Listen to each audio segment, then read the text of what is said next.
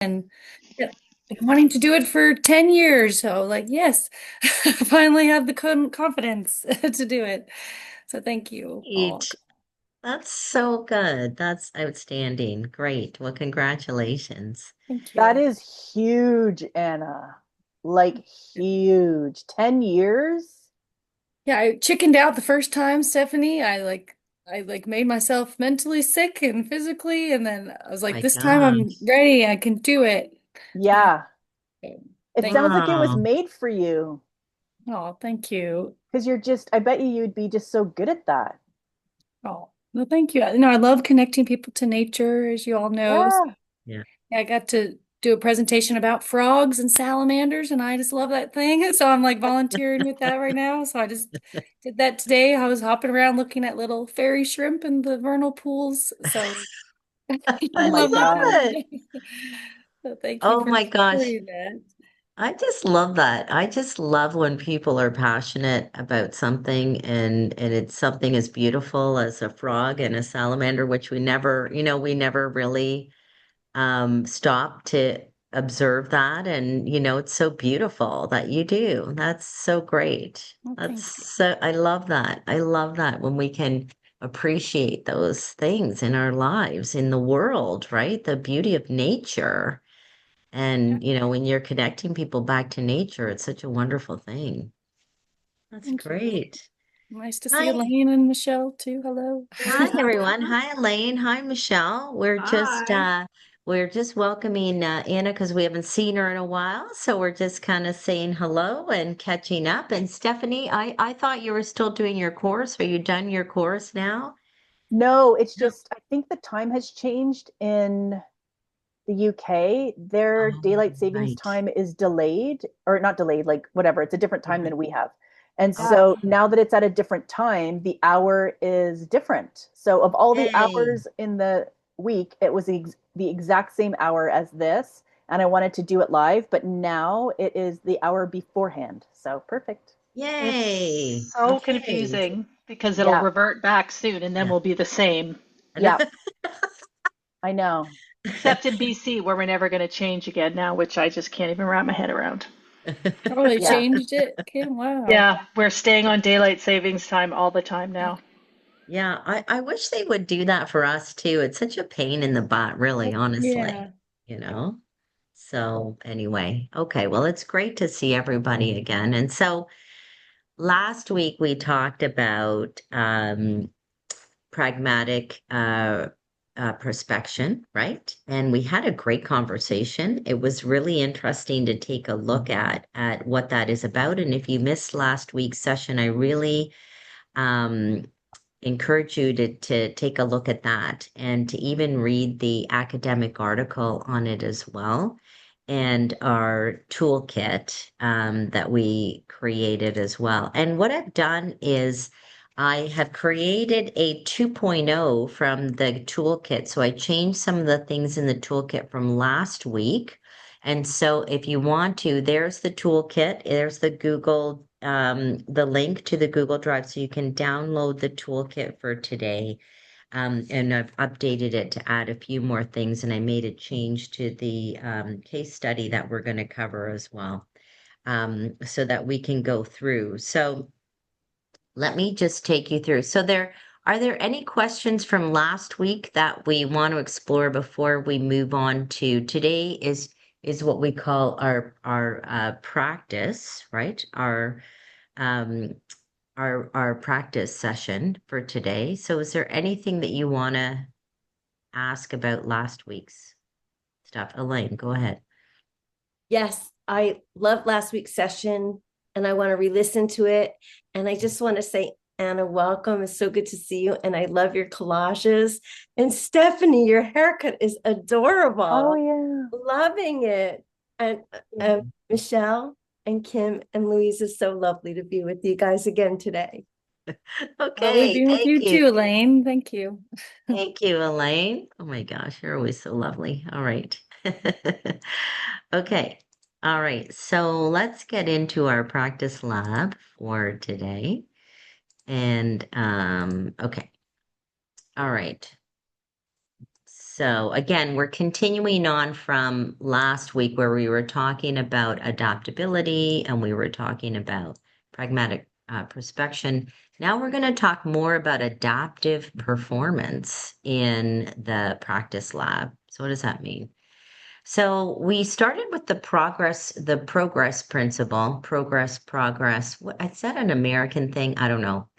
We started with the progress principle that was in the master class previous to this month, how small wins fuel performance, to now in this master class that we had last week, how do we sustain progress when the path itself keeps changing? And one of the things that we talked about is that we plan for it. And so we have things like the WHOOP, and we took a look at the HOPE map, for example, where we can kind of think about it in advance. We're going to do a little bit more. We're going to share a few more tools on how to plan for it. But then also, how do we manage it well in real time? And that's what adaptive performance really is. It's not just about adaptability for adaptability's sake. It's adaptability so that we can continue to manage when things change. It's almost like a dynamic performance. So today I'm going to describe what is adaptive performance, how has it evolved over time, what does the research tell us, and how do we put it into practice. And then I'm going to share with you in 2.0 more tools. So we've got the adaptive planning map that I'm going to show you. The adapting in real time. We're going to do a case study if we have time. And then I just want to remind you of two very, very common positive psychology tools, putting it in perspective. And one of my personal favorite tools, Personal Power Grid, which I've shared with you before too. So those are just reminders that those exist, and we can talk about those. So what is adaptive performance? So it is really just the ability to adjust effectively when work conditions change. It is not just resilience, and it's not just staying calm, being calm under pressure. It is the behavioral capacity to keep performing when there is novelty, disruption, ambiguity, pressure, or changing demands. So, oftentimes, and I don't know, like even in my coaching with leaders, when things change, sometimes they can just go into a tizzy, just go, oh, this is not fair, da da da. And they just go down this, kind of unproductive rabbit hole that really doesn't help them. They get defensive, they get angry. I hear some leaders say things like, well, he should know better, or, he should be a better leader. I hear all of these things that really don't help them in terms of determining what's next for them. So it's how do we keep people performing when there's kind of this disruption or changing demands or whatever the case may be. Sort of like, what do we do when things are trying to throw us off balance? So Elaine Poulakis, she developed a model for adaptive performance, and she analyzed 1,000 critical incidents across 21 jobs. And what she identified was an 8-dimension taxonomy of what adaptive performance actually looks like in real work settings. When I took a look at this research, this has been around for a long time, since she put out this model in the year 2000. That's like a quarter of a century ago, really. So I wanted to take a look at not only her foundational research on this, but also how has the research adapted from there? How has it changed? So I wanted to talk about this kind of foundational research, but then how adaptive performance, how the research in adaptive performance has changed.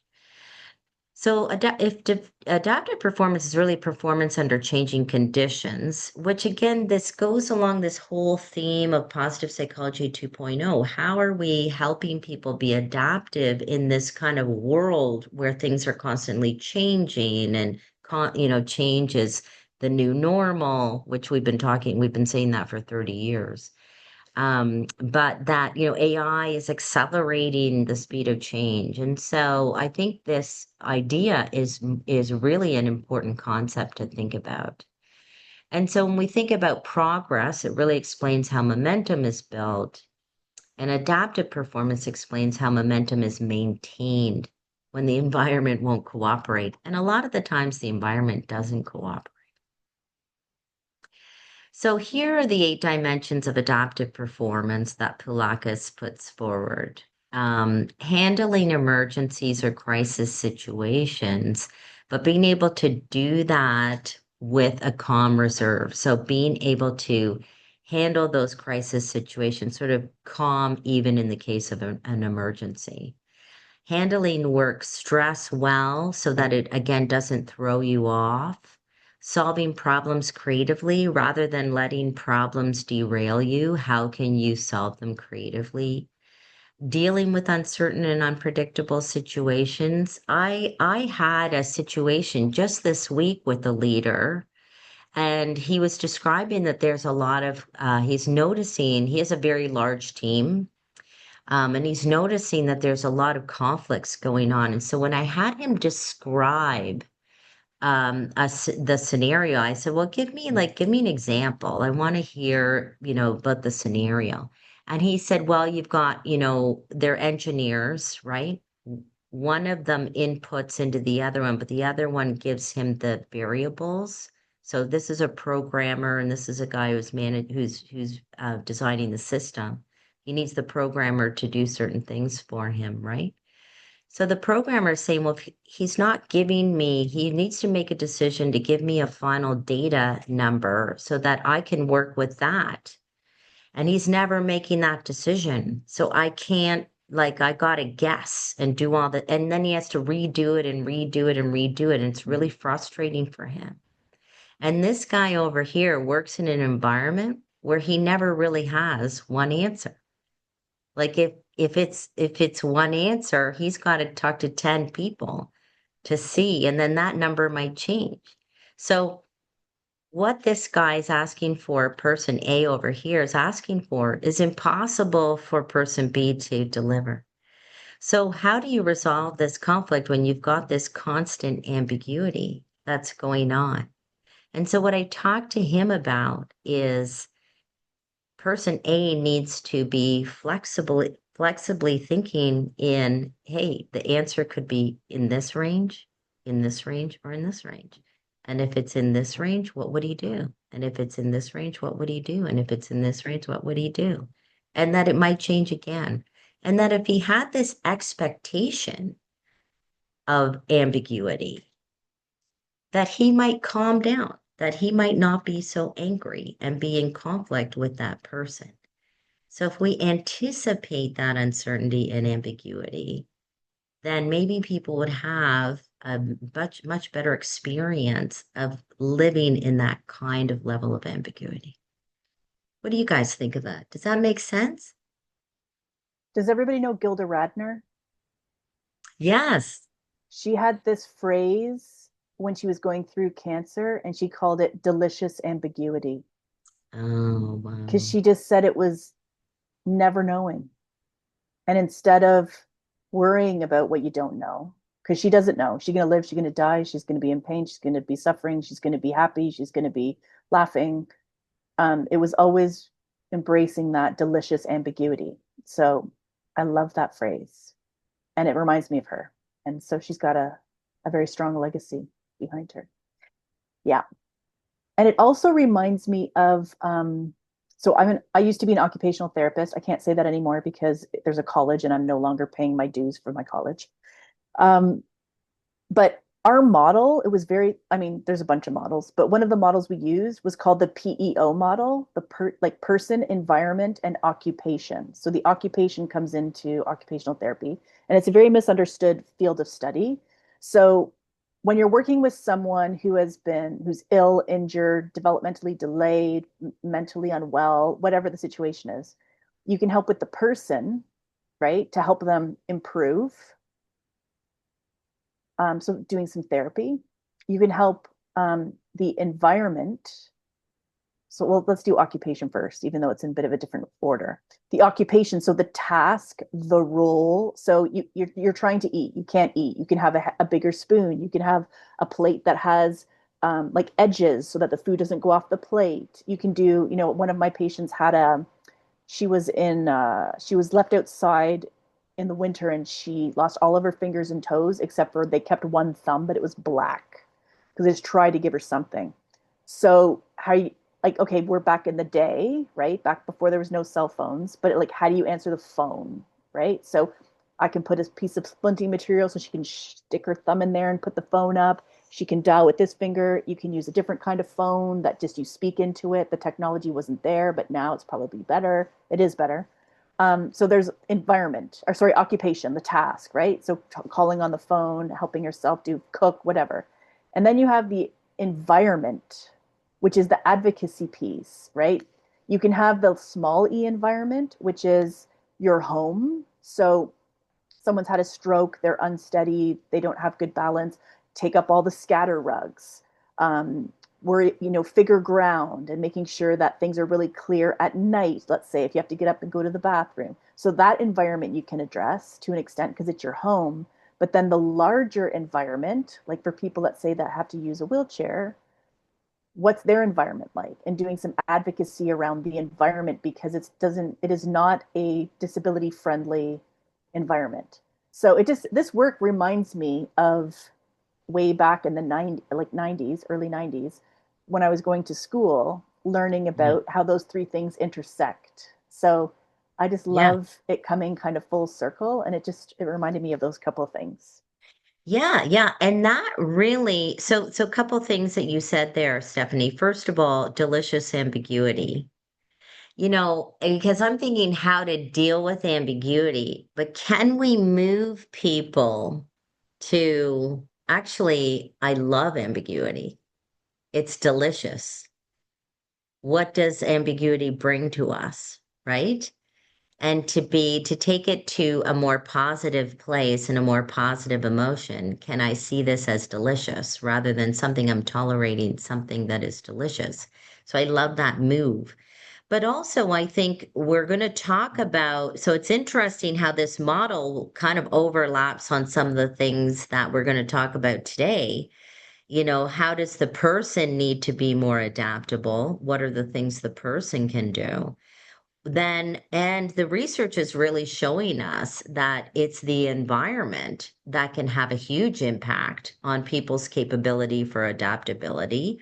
And then how do the tasks, the role, the steps change, in order for me to be adaptable? How do I look at things so that I can switch things up? So I love that, how that all kind of works itself in. Thank you for sharing that. Thank you. Okay, Elaine, go ahead. Thank you, Louisa, and thank you, Stephanie. What a great share. I love the occupational therapy piece. And I think I mentioned that was like one of my favorite courses, elective courses in college. I just thought it was the hardest course, but the most rewarding. And we studied in a psychiatric and also physical disability hospitals. So I really applaud you.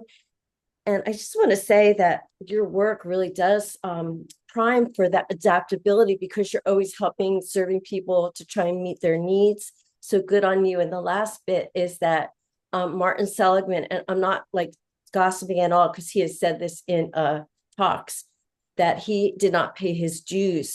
But he's still a psychologist. So just put that out there for you.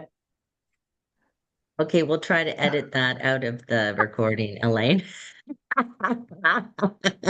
I can't say it because it's a protected title, right? In Yeah, Ontario, you're not allowed. Like I can't write that down, but that's funny. Okay, all right. Okay, so where was I? Okay, so again, you can see some of that PEO in here as well, solving problems creatively, dealing with uncertain and predictable situations, learning new tasks, technologies, and procedures. Are people constantly learning, demonstrating interpersonal adaptability? So that's the personal side of things. And also demonstrating cultural adaptability. How adaptable are you to understanding other people and where they're coming from and what is their side of the story, right? Why are they doing things in a certain way? And then demonstrating physically oriented adaptability too. That might be, that you have to change things physically, right? Um, so I want people to know that when I talk about adaptive performance, it's not the same as being agreeable or easygoing or endlessly flexible. Like when I say, oh, he's very adaptable, that's immediately where people go. Oh, he's so flexible. He's so go with the flow. He's so anything can change and he's ready to sort of accept it, right? And that's really not what adaptive performance is. It's really performance capability. It's about being able to notice change, interpret it well, as opposed to going down the rabbit hole, interpreting it in a certain way that is useful, adjusting intelligently, and keep that momentum going. That's why it belongs in more of a performance conversation, not so much a well-being conversation. It's about how do I keep going? Like I think about when I was in a facilitation once and this guy said something to me that was so egregious, and I could just feel I was just thrown off my feet. And I wish I had thought a little bit more about, what would happen if, because this guy was quite egregious a lot of the times. And I probably should have planned for, having him say something completely ridiculous. And had I done that, maybe I might have, been more prepared. Yeah, Michelle, go ahead. I'm just reminded of Joanna Macy's writing on uncertainty. So, have you guys read the book? Of, well, I was just grabbing it, The Wild Love of the World by Joanna Macy. So, Mhm. she created a methodology for um, really work design culture or work culture, how to improve work cultures. But also, she's a big save the earth person. But her quote, her famous quote, I just looked it up. She famously framed uncertainty not as the cause for despair, but as a knife edge of opportunity that awakens our truest power and creativity. Mm, And this whole thing about leaning into the unknown right. gives us also tapping into kind of the wisdom topic that Elaine and I were talking about this yesterday, but it's another stance on awareness practice in a way and being present and leaning into things we can't touch. So I just find that kind of links here to the comment about uncertainty. Um, and I find her hugely interesting and applicable in this case. So I just want to share that. Can you put the name and the author in the Yeah, chat if you don't yeah, mind? And I yeah. love that, like sort of along this idea of delicious ambiguity.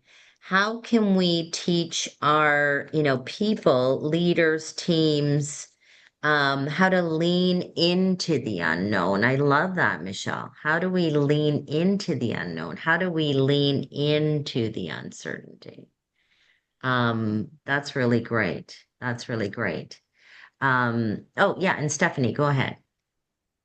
I just wanted to say that for me, what helps me distinguish these two descriptors and around adaptive performance specifically is companies that don't embrace change, right? So, like I put it in the notes, but in the chat, but RIM, like Research in Motion, that had the BlackBerry, like that was like the number one thing, and then they just didn't go the way that the market was moving, or that they really like held fast to something that was a little bit, it turns out to be archaic, right? Like, so this, instead of having the screens and the touch screens, they did like Yes.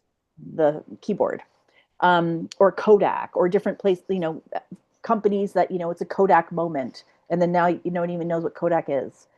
So it makes me think of performance and flexibility around pivoting, and that's success and adaptive performance. That's how I think of it, and it makes complete sense to me. Yeah, yes, exactly, exactly. And how do you do it without losing momentum? because we're talking about the psychology of it. Yes. And somebody told me on the weekend that Netflix went to Blockbuster to sell their company to Blockbuster first, and Blockbuster said, "No, we don't want to. We don't want to buy your company." So it is interesting, and I think too, BlackBerry didn't want to. What made iPhone so famous is that they made it open source so that anybody could write applications, and BlackBerry didn't want to do that. And that was essentially their downfall because now there were so many little software tools, calendaring, everything, that you got on the iPhone that made it more popular than the proprietary BlackBerry. So it's true. It's true. Um, so I think that is important that people need to know when a pivot is important, when it's not important. How do people distinguish that? Because we're not just telling people to be endlessly adaptable in a vague way, because sometimes it's also people who stood steadfast to their values or stood steadfast to what they believed in that actually was the most successful thing. And so they didn't just adapt to everything that came their way. I guess it's really about distinguishing between what is an important adaptation versus what is just noise that's going to derail you. Yeah, Kim. I think that last point is really interesting in the new and the new issues we're having. Like I think you mentioned it, VUCA, like the volatility, the uncertainty, the complexity, and the ambiguity that we're dealing with. And I know Gabriella Rosen-Kellerman, she wrote a book with Martin Seligman, and they talk about it being whitewater. Like that's what we're in now, changes so much faster. And I'd be interested to see if or how adaptive performance has changed since it was first structured, because I think it's a different type of adaptation that we need now. Yeah. Okay. So this is great because that's a great segue into this. Okay. So this is kind of how the research has evolved. So, past thinking was we need to hire people who are adaptive, right? So, adaptability is a fixed individual trait. And what we're finding is that it's actually a dynamic capability that changes based on the situation and the team and the environment. And so adaptability isn't something you either have or don't. It's something that shows up. It's something that shows up or doesn't, depending on the conditions. So this is leading us more towards this idea that it's not just the person, it's the environment. Just to see where we're leading, Stephanie, in your PEO model, right? High performers are adaptable, and where the research is leading us is high performers are fast learners in motion. It's how fast can you learn? Because things are changing so quickly. It's about learning new things fast. So we know adaptive performance is now tightly linked to learning speed, which means for us in organizations, if we can improve learning by having quick feedback loops, right? Relevant and fast feedback loops, and feedback loops that actually motivate people to go to the next step, right? Stephanie knows about that with her work as feedback queen, right? And reflection and then iteration. So if we can, because when I took a look at the performance research, cognitive ability is one of the number one contributors to high performance. People who have those cognitive, that cognitive ability. But if this is about learning quickly, then my thought was, well, then if I have two high performers that both have good, cognitive abilities, then the organization that has really implemented all the systems around being a learning organization, then those people would probably do better in a learning organization, right? And so I didn't really find the support for that, but it made sense for me because not everyone is a high performer either. So how do we bring those other people up to those levels? And so I think that being a learning organization can contribute to high performance that way. So adaptability is not just adjusting, it's learning fast enough to adjust well. And self-regulation is the engine of high performance. That was the past thinking that, like, oh, people who persevere and have grit and stay the course. Those are the people who perform. And what we're finding now is that self-regulation without flexibility can actually reduce adaptability. So if you're not flexible, if you're not like Stephanie was saying, these companies who say, I don't want to change, right? So they want to stay the course, but without some flexibility, then that can be a problem. So instead of asking how well can you stick to the plan, we now ask how well can you adjust the plan while maintaining forward momentum. And then next, cognitive flexibility equals mental agility. So now flexibility without direction can lead to drift. So it's not just about having this mental agility, it's also about having a direction. So instead of treating flexibility as the goal, embed flexibility inside the system. So you have clear goals, but then you think about the multiple pathways, the options. Then you have plans and a structure in place, but then you flexibly execute depending on what actually happens. And so you're adjusting. And so cognitive flexibility just becomes one component of a broader system. And it's really the ability to see multiple paths forward that allows people to stay in motion, even when conditions change. So being able to do that kind of branch thinking, instead of just one branch is going to get us there, you could have multiple ways to go on the branch. And whereas before we might have said, can this person adapt? And this is what I thought was really, really interesting in the research is can this team adapt together? And that has a lot of implications for us. This is where our work really comes in.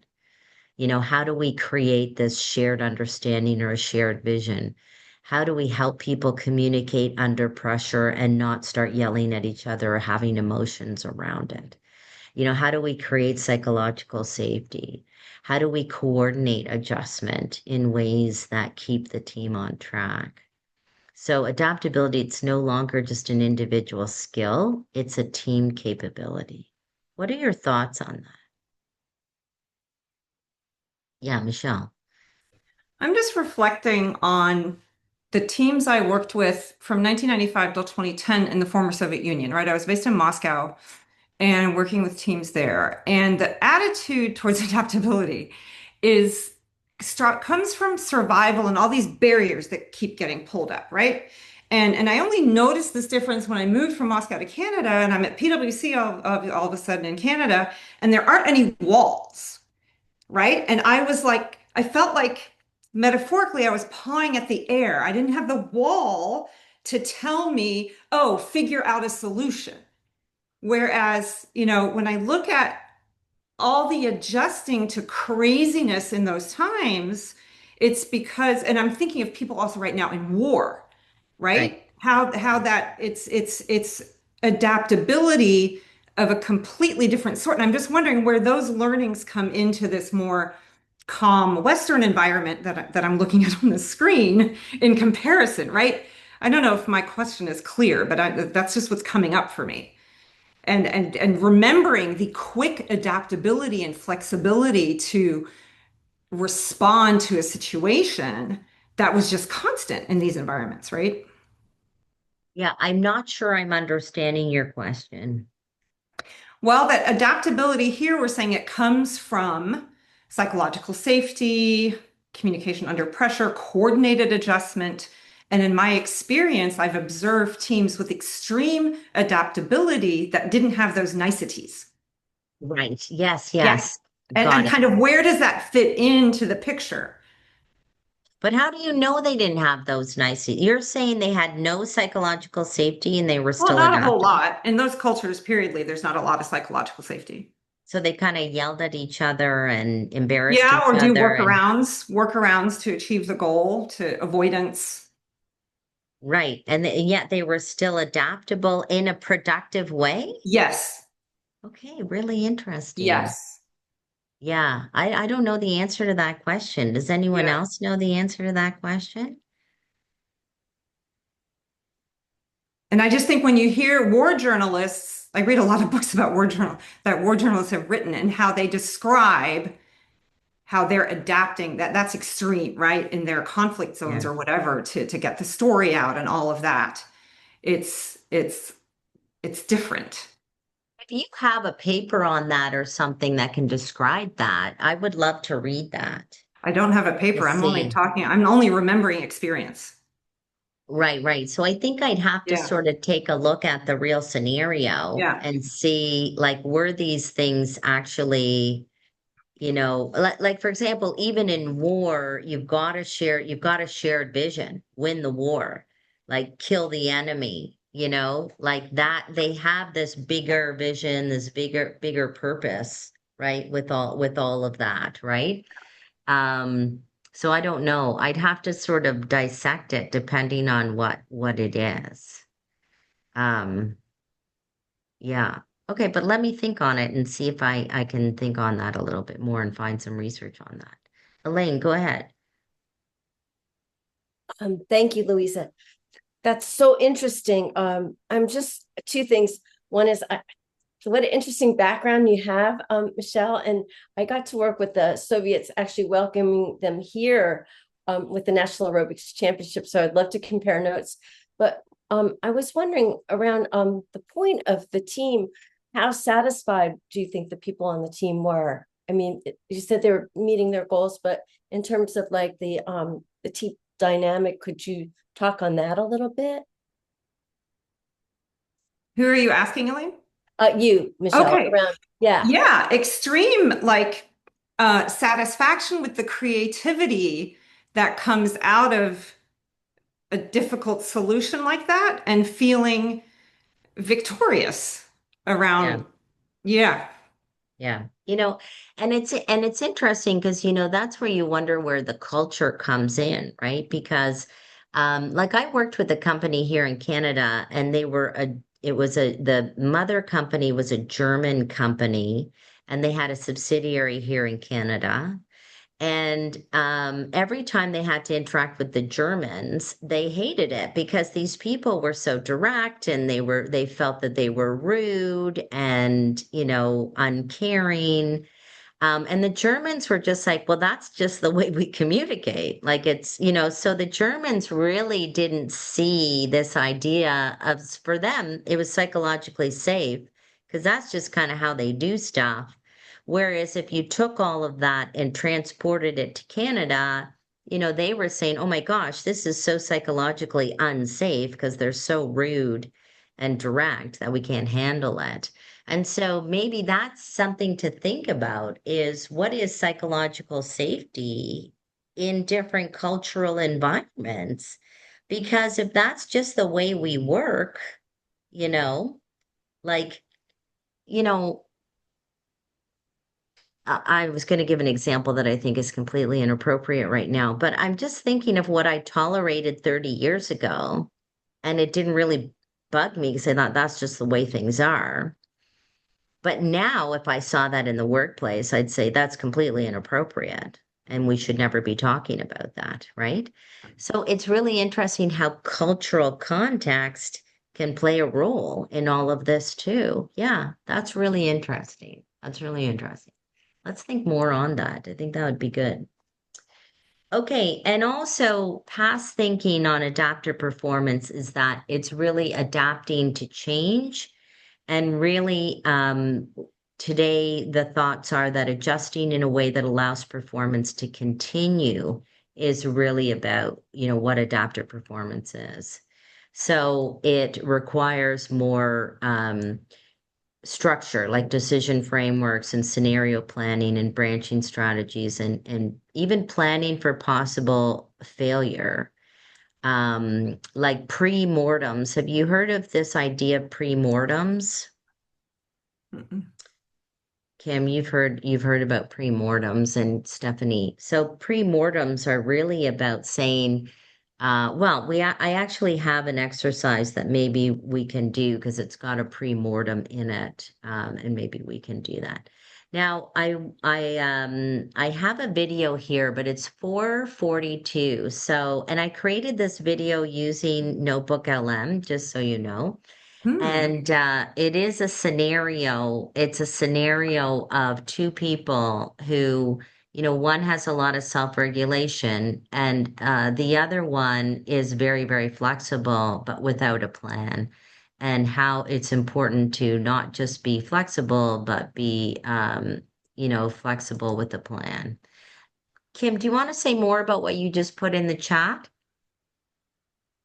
Sure, I'm just was looking up psychological safety in other cultures, and so that's a LinkedIn post. So it's not primary sources, but there are a couple. I was just fighting with downloading them.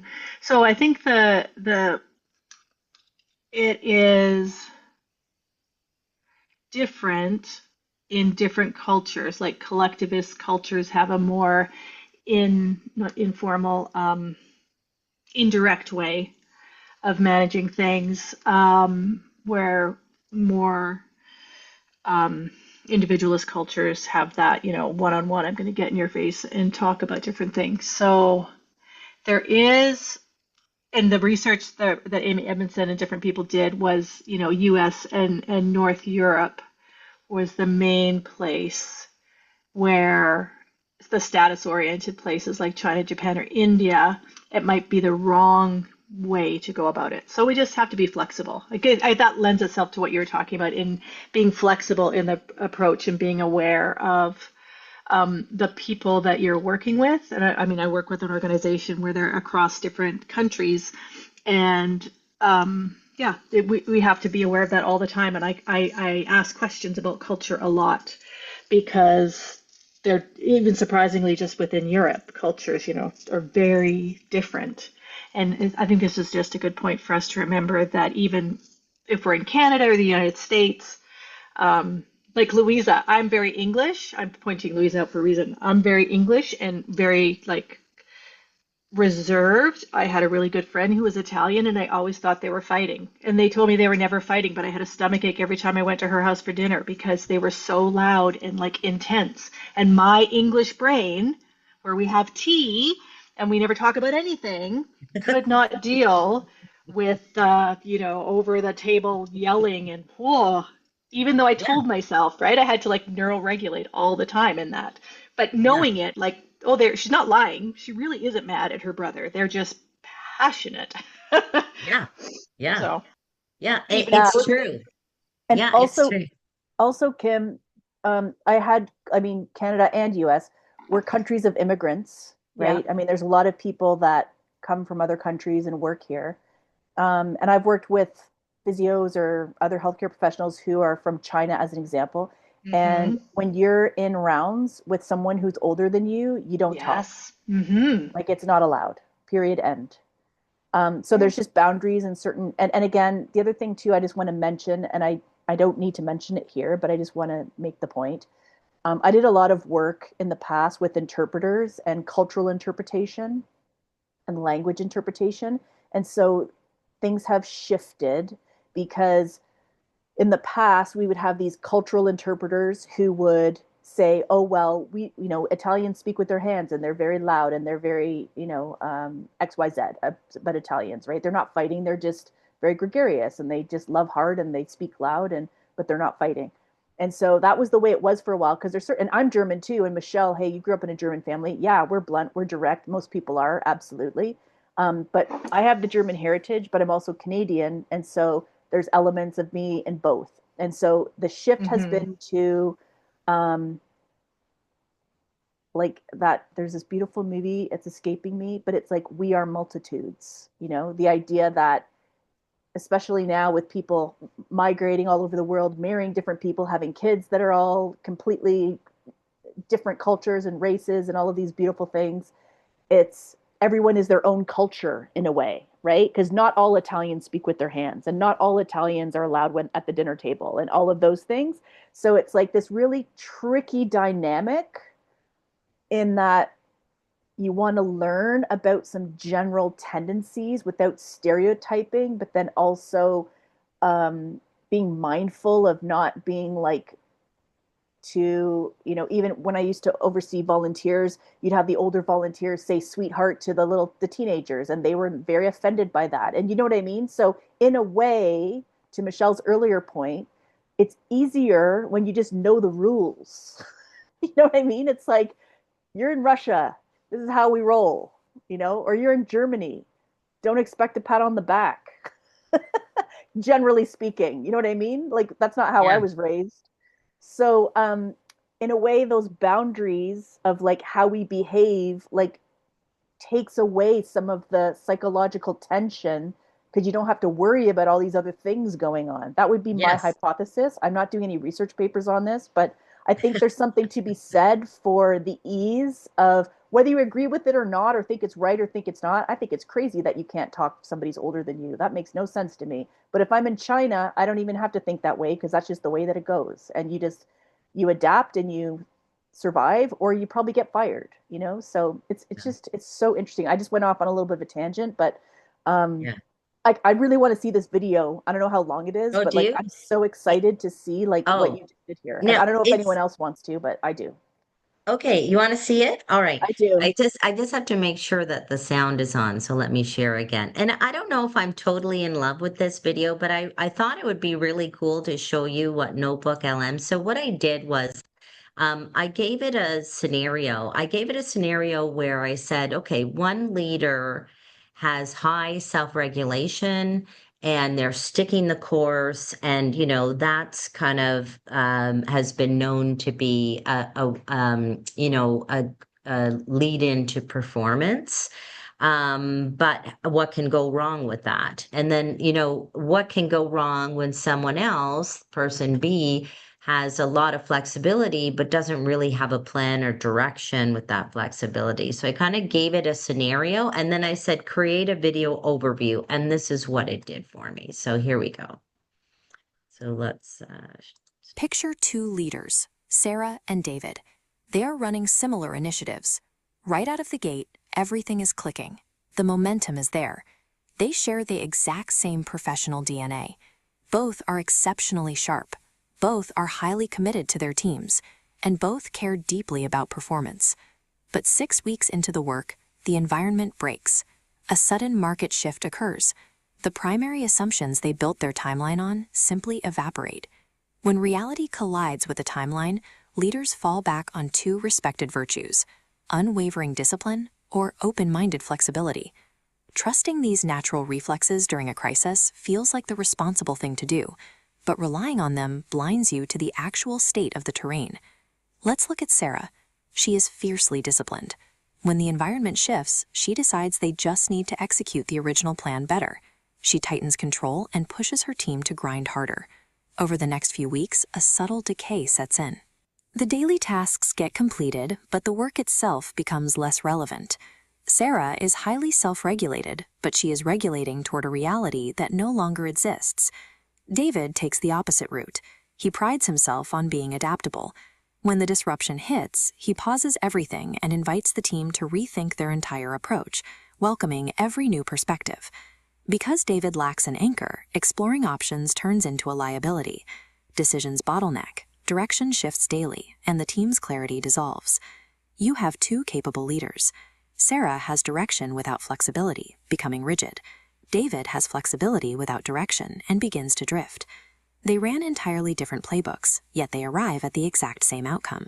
The team stalls and their performance craters. The leaders who actually survive environmental shifts do something entirely different. Instead of reacting with brute force or immediate brainstorming, they deliberately pause. Directed adaptation asks, what still holds true? This establishes foundational facts.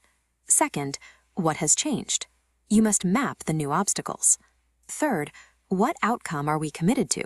Protect your fixed North Star. Finally, what is the next best move? Translate this into calibrated action. Running this rapid 4-question audit strips the panic from a crisis, exposing a clear sequence of objective decisions. Plans are merely vehicles to reach an outcome, not the destination themselves. Success in a dynamic environment does not come from stubborn loyalty to a spreadsheet, and it doesn't come from tossing out your guidelines to chase every new idea that floats by. The rule of navigation is simple. You don't blindly cling to the plan, and you don't abandon the plan. You meticulously calibrate it while protecting your forward progress. Leadership in this environment is the art of staying profoundly directed toward the goal, while continuously adjusting the course in real time. What did you think? Technology is amazing. Yeah. Yeah. I mean, I gave it the scenario. I would probably tighten the scenario a little bit, or maybe give it a little bit more about the formula, um, to make it a little tighter. And I didn't like the black and white that it gave me, but I wanted to give you an example of what, does everyone know how to do this in Notebook LM? Nope. No? Okay. Well, it's 4:53, so I'm just going to show you what's in the toolkit now that relates to the video. And for anyone who wants to stay on after 5 o'clock, I can show you how to do this in Notebook LM. It'll literally take me 5 minutes to do Oh my it. gosh. Okay. That was So amazing, Louisa. That for was anyone, great and to see. and for anyone who can't stay after 5 o'clock, I can continue recording. So then you can always come back and watch the recording if you can't stay. Okay. Because I don't like to keep people afterwards. Okay. So this is all right. So let me show you now the model that I have. So if you now turn to the workbook, which I'm going to pull it up so you don't have to pull it up. I'm going to pull it up here so you can just watch it here for now. So what they're talking about there is this kind of adaptability. I'm going to take you through,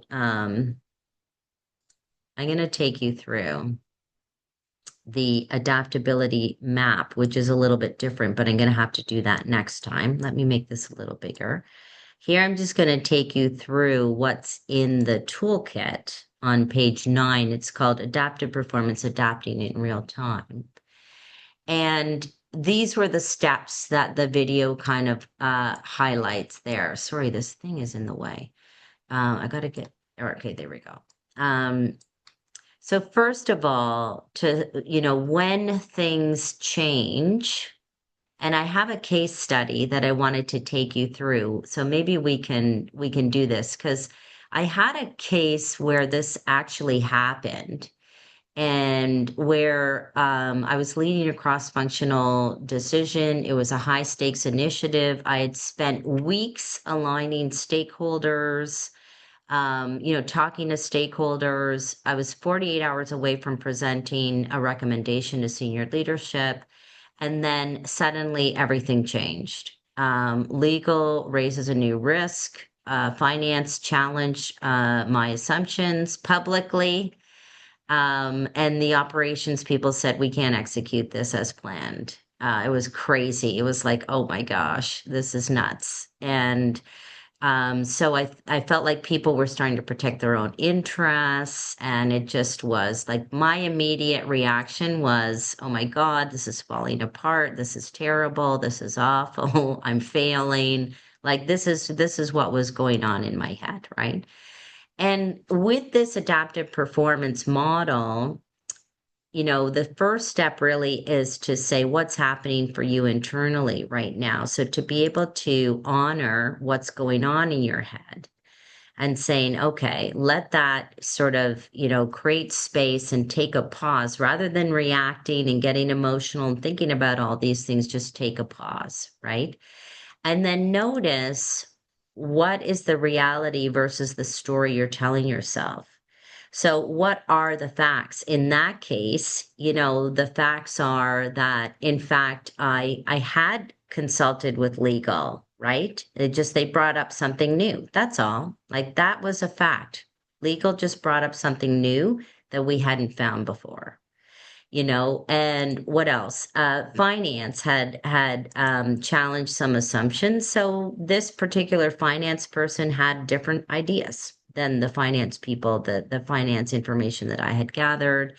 And the final one is the operations, they brought up so really the facts were, yeah, there's some new information that I didn't have in my, initial thoughts on that, right? But the stories I was telling myself was this is failing, I've failed, this is terrible, no one's going to adopt it, how embarrassing. It just went on and on and on, right? So the next step really is to have a most useful interpretation of what's going on. So what still holds and what's still valid here? In my case, I had done a ton of research with the stakeholders. All that stuff still stood. It's just new information came forward. So all of the stuff, all the work I had done was still valid. It was not wrong. It was not, it was just a different perspective. So I still had all of that foundation. I still had a good relationship with all of the stakeholders. So all of that still stood. The next layer is to ask what specifically changed. So what is the new problem we're trying to solve now? So instead of me, putting forward the recommendation to get a decision, I now had to change the problem to, okay, now I need to come back with this information to get them on board. Right. So that's I just had to shift what the goal was, which is now I need to get these people on board with this new information, get back to them. Right. And so what was most useful to see this is the way I looked at it is, okay, great. This is more information. This probably would have come up anyway. I'm glad we surfaced these concerns that they still had because I wouldn't want them to leave the room and still have them and not, implement the solution. So I'm kind of glad that they brought this forward. And that was a much more useful story than sitting there saying, I failed, you did a bad job, et cetera, et cetera. Is much more, okay, good. I'm glad that they had the courage to say something. I'm glad I created a good relationship that they could come forward and tell me what they really think, because that's going to help me in the long run. And that was a much more useful way to interpret that than going down this bad rabbit hole of failure and everything else. And then the next step would be to, given the interpretation, what are the options? So to create a path forward, which was, okay, I need to get back to them on some of these questions. And then we're going to represent. We'll present it again, right? And so the next concrete action that I took is, okay, guys, this is how we're going to do it. I'm going to come back to you with this, this, and this, and we're going to meet. Let's get a date on the calendar. We're going to meet on this date. Is there anything else I need to come back with? Is there anything else you're going to need to make this decision, And that's what I did with them, right? And then what helped me stay in motion was, again, really this kind of groundedness in being flexible, right? And so most people think that performance breakdown because of skill gaps, but is really breaks down when people lose access to their best thinking, especially under pressure. And I think that's what we're trying to protect here. We're helping people to protect.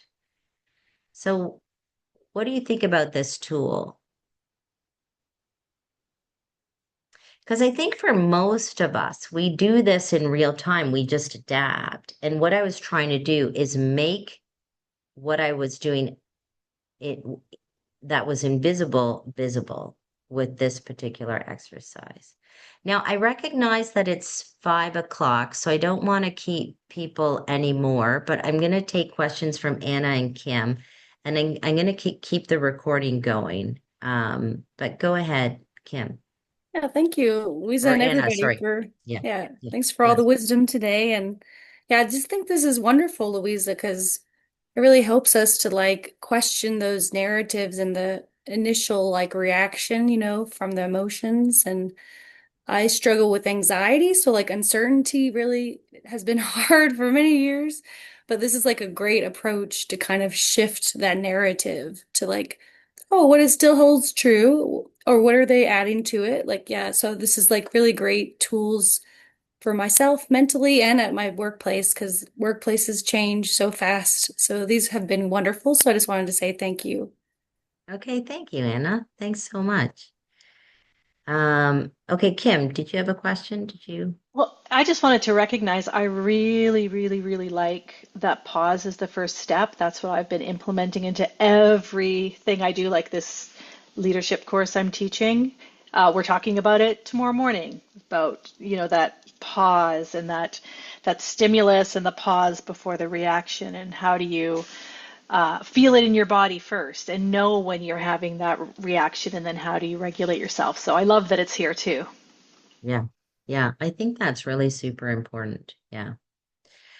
Okay, so what I'm going to do is I'm going to stop there because we're already 2 minutes over time. So I'm going to stop there, but I'm going to say that Michelle, you are going to teach us a little bit about your model next week, You're right? curious about awareness-based systems change theory U. Yeah, Okay. Next that's week. going to How be many next. minutes? You want 10 minutes or something, or Like 15? 15 minutes, I Yeah, think. okay. Yeah, 15 minutes. And then I can show you another tool in the toolkit as well. And we'll still hopefully have time for the peer learning. If we don't, then we will do that also, maybe even in one of our Monday accountabilities. We can do more of that kind of, because I know we love doing the peer circles, so the peer learning circles. So maybe we can move that into a Monday because we are missing an office hours in this particular section because I'm going to be on vacation. So everyone knows that this Monday accountability is now canceled because of Easter Monday. So take the weekend off and have a great weekend. And then the following week, there is so we'll still have our peer learning with Michelle, and I'll follow up on some of this stuff next Tuesday. And then the week of April 12th, I'm away on vacation. So we're not going to have a Monday accountability or a Tuesday Wellbeing Watercooler. Okay. All right. So for anyone who wants to stay on, please go ahead. Please feel free to leave if you Go. need to leave. And if anyone wants to stay on to watch how I created that video in Notebook LM, it should only take 5 minutes. Okay. But And I'll Thank keep you. recording. So if you want to see it, you can come back and see it. Okay. Awesome. I have to meet with Esme, but I would, Okay. Louise, if you want to point out podcasts too, because that's the one I've been using and loving, is way to just like creates a podcast out of your information. So that might be a Oh, good one too. Oh, it's okay. amazing. Okay, Yeah, it thank is you. amazing. Bye, Okay. Kim. Okay. Bye. Louisa, I have a question. Yeah. And Yeah. I just want to say I love that you said protect access to the best thinking. This was a Yes. really powerful, and that was such a powerful example that you gave. I'm really proud of you. It's like you're such a good leader. Oh, I thank also have you. a question. Would Yeah. you be able to talk about like making slides with Notebook LM as well, or another Oh, yeah, time? I can. Yes. And so it depends on how long everybody wants to stay. So let me show the video first, and then I'm happy to stay on. And then I also do have to go because I have my yoga class that I have to run to as well. Okay, so this is what I did. I just put in one source. Now, what I did was I actually had ChatGPT create a scenario for me that would bring this to life. And so then I took that scenario, I just cut and paste out of ChatGPT, and I put it in here as it comes up here. Maybe I need to sort of show you how I did it from scratch. So here, if I create a new notebook, right? I just kind of had the whole scenario I put in here. It was just copied text from, I could have uploaded a file, like say I have an academic article that describes the 4 sources of self-efficacy based on, Albert Bandura's, self-efficacy model.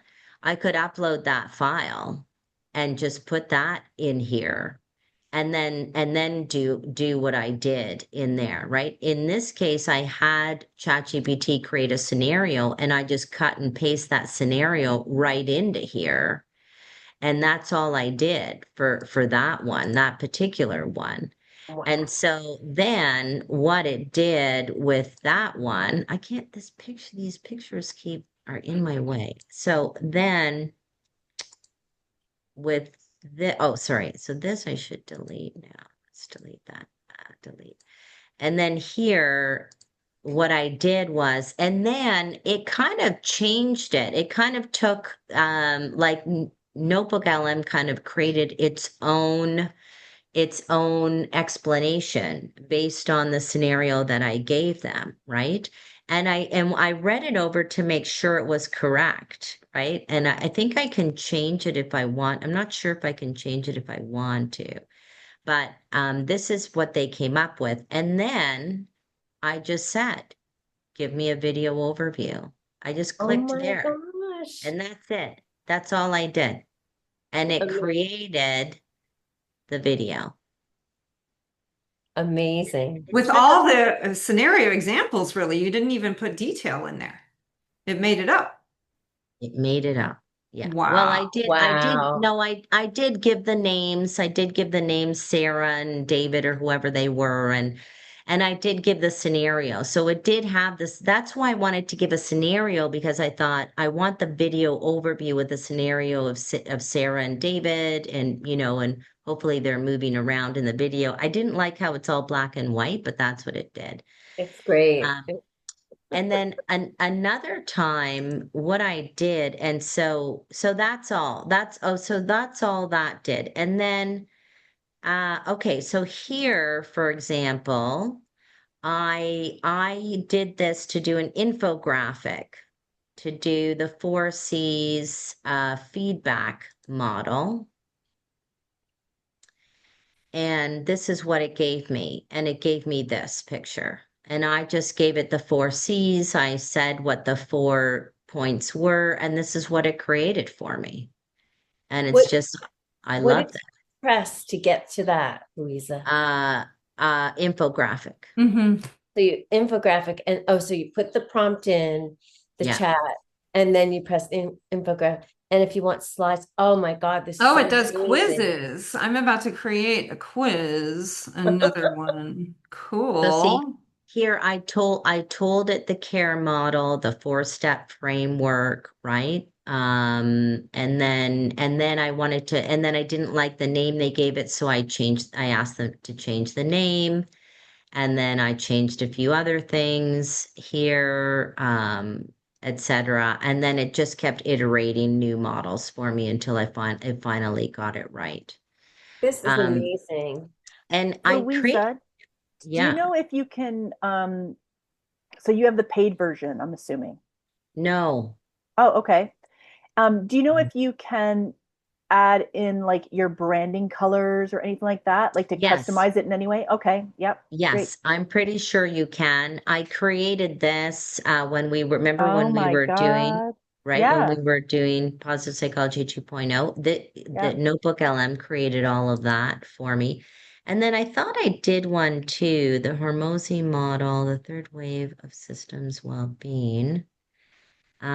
Safety as so I did this for a presentation that I was giving to a client about safety as identity and how it's like a so how because they have more compliance-based safety right now and they want to move towards identity-based safety.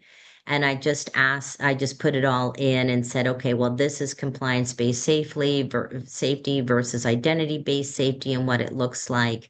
And they just created this diagram. And then when in my presentation, I was able to take my client through, this is what you're dealing with right now, compliance-based safety. And what you really want is identity-based safety. And what it looks like is, teams protect each other and da da da, and, et cetera. And it just makes it look much more impressive. And that was again infographic, Elaine, just so you know, that was infographic when I did that one. And then Amazing. let me show you a really, really cool one. Okay. So I don't know, are you guys familiar with solution focused coaching? I'm going to teach you some solution focused coaching questions and things like that. I'm going to take us through the confidence questions, et cetera. And are you familiar with the miracle question? Have you ever used the miracle question? Okay. So the miracle question, it's a specific question. So a miracle, so I was working with a team, and this team was really highly dysfunctional.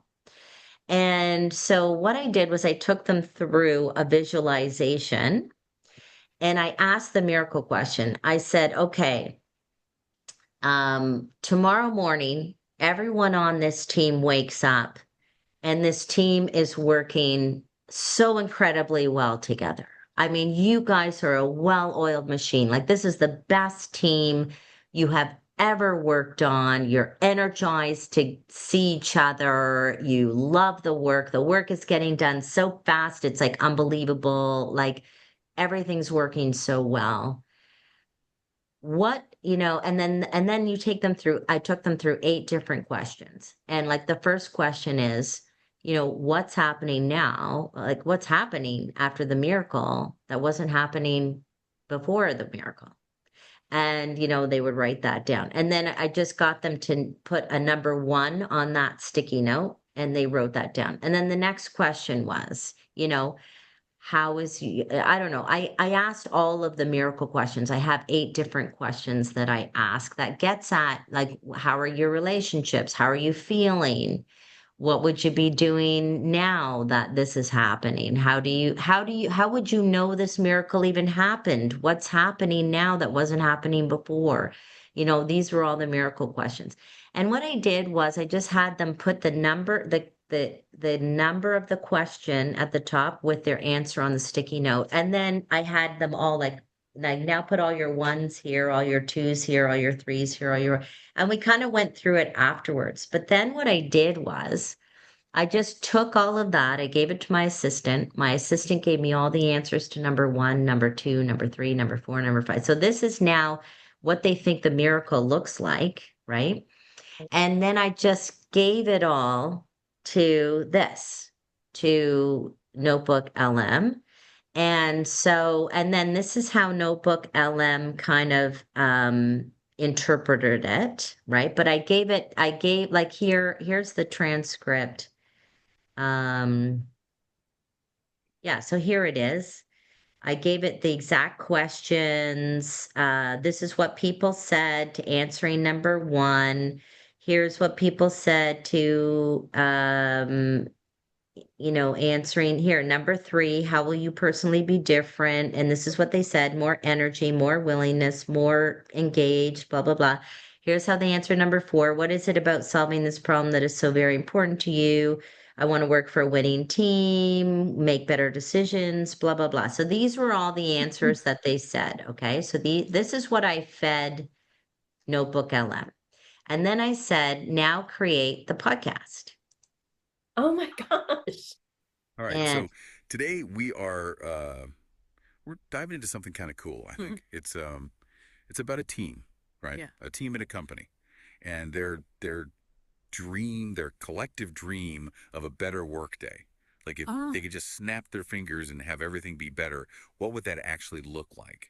And we've got some pretty interesting source material for this one. It's their actual answers, like raw and unfiltered, to this thing called the miracle question. Have you heard of this? Oh, yeah, the miracle question. It's a classic, in the coaching world. It's all about getting people to really imagine, like vividly imagine their ideal state. You ask them, what if you woke up tomorrow and all your team's problems had magically vanished?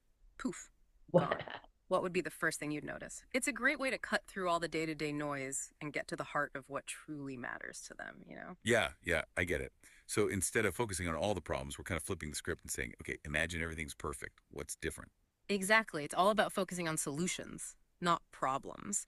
And it's not some pie in the sky, everything's perfect fantasy. It's about the tangible, the concrete differences they'd actually notice in their everyday work lives. Like, how would meetings be different? How would they feel? How would people interact? It's really fascinating to see what bubbles up. Okay, I'm intrigued. So I guess our mission today is to really understand what this miracle team looks and feels like, but from their perspective, right? Not from some management consultant's perspective, but from the people actually living it. Absolutely. It's a truly bottom-up view of. So do you see that? And then they get into, and then she says, like, a lot of them just want to have less stress. a lot of them just said, I want to be less stressful at work, or, and so they took some of the stuff, like really like an overarching theme was they just wanted to have better relationships and well, you know what I mean? So, And Louisa, sorry, um, you just clicked audio I just clicked audio. to Yeah. create the podcast. Okay, Generate yeah. an, see, it says generate an AI podcast based on your sources, right? Okay. So that's the Now, description of that button you mean. yeah. Okay, got it. Yes, that's Mhm. that one. And so I have not explored slide deck. I've done video a few times. I gave it a trust equation and it created a great video for that one. But it's got mind map. I don't know, flashcards, quiz. You could try quiz. I really like infographic. I think it does a great job. Okay, so what do we need Canva for anymore? Well, I still feel I need Canva, I'm kind of joking. yeah, but actually I think when Canva doesn't really generate an image for you, you know what I No, it's mean? laborious. So, I'm You finding can it use laborious. a template, but it's never what you want, really. Yeah, no, yeah. exactly. I Exactly. cannot believe that they're even interrupting each other a little bit. Yeah, They're using ums and ahs, Yeah. it and sounds really, it's imperfect. It's like two people, and the voices sound like radio announcers, like They DJs. do. Like, And Louisa, could you have oh, embedded your voice for one of the people instead? well, I was hoping to do that, but I don't think you can. Maybe they have now, because when did I did this with this team like, it's in February of last year. So it's been a year. So possibly now you might be able to give it your voice. I don't know. I mean, I would imagine that's where it's going because I really wanted the podcast to make it sound like it was me, right? yeah. Yeah, And I this is the think, free yeah, version. this is free. I That's don't pay insane. anything. I don't pay Like, anything for a notebook wow. in them. Yeah, yeah, Okay, Love it. I am yeah. on. I'm drinking the Kool-Aid out of this. That's how much I'm drinking of the Kool-Aid. Yeah, Like wow. Yeah. 40 ounces. Yeah, it's pretty cool. That podcast, because I thought like I could present it to them in bullets and go, this is what you answered for number one and number two, and it would have been really boring. Now, the thing is with this group is they're super busy, and it was funny. Somebody said, oh, you used AI for something very human, and I said, yeah, but it's really cool. It's a really cool thing. Do you know what I mean? Like it's Wow. super cool. That is great. And so, Thank you. yeah, Thank but you I think. so much. Yeah, I think Yeah. I'm gonna show Hey Sun Moon as well, like, with the solution focus, like here's what you can do when you're presenting your miracle question answers to a team, right? I would love to learn more, keep learning about Yeah, this. This me has Yeah. been too. such a great session, Louisa. Thank you. And Yeah. Thank have a you great guys. holiday. Bye, Thank Happy you. everybody. Thank holidays. So, you. well, no, Yes. Happy I'm still Easter. here next week. I'm still Happy here next Easter. week. My holiday doesn't go until next week, so I'll still see you next week, just not on Monday because the holiday. See you Happy, But exactly Enjoy. a week Oh, from bye-bye, today. honey. Yeah. yeah. yeah, Bye. happy Happy Easter for Easter. those of Bye. you. Easter. Bye.